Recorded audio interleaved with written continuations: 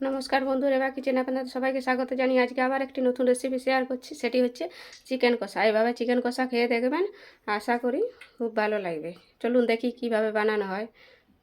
প্রথমে কড়াইয়ে আমি সরিষার তেল দিয়ে দিয়েছি কিছুটা। তারপর আমি কিছুটা আলু টুকরো করে রেখেছিলাম, একটা মিডিয়াম সাইজের আলু। তাকে ভালো করে ভেজে নেব।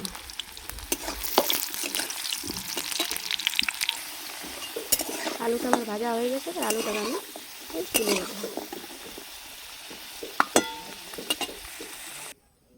ওই তেলের মধ্যে আমি কিছুটা পেঁয়াজ কুচি, আমি ভেজে নিচ্ছি, ভালো করে ভেজে নেব।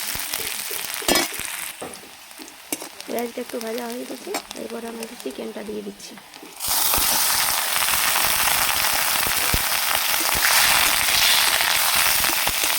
চিকেনটা আমি 10 মিনিটের মতন ভেজে নেব।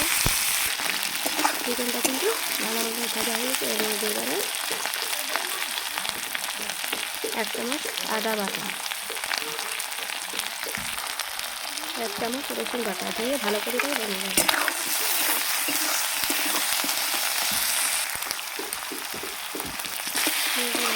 ভাজানো হয়ে গেছে। 1 চামচ জিরে গুঁড়ো,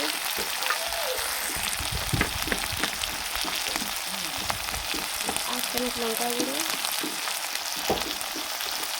1 চামচ হলুদ গুঁড়ো আর স্বাদ মতন নুন দিয়ে আমি ভালো করে দেবো।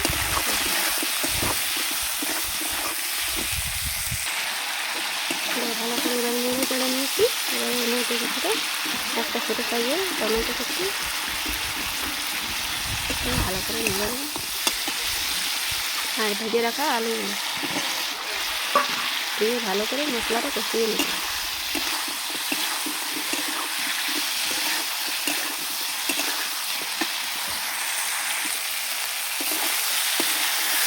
মশলাটা ভালোভাবে কষানো হয়ে গেছে।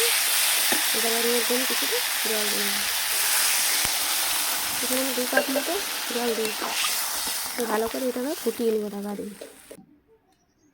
দেখুন, এবার চিকেন কষা রেডি হয়ে গেছে। এভাবে বাড়িতে বানিয়ে খেয়ে দেখবেন, কেমন লেগেছে আমাকে অবশ্যই জানাবেন। কালারটা কি সুন্দর এসেছে দেখুন, একদম। ভালো লাগলে একটা লাইক, কমেন্ট এবং শেয়ার করে দিবেন। আর ফেসবুক থেকে যারা দেখছেন তারা পেজটিকে ফলো করবেন, আর যারা ইউটিউবে থেকে দেখছেন তারা পেজটিকে সাবস্ক্রাইব করে দেবেন।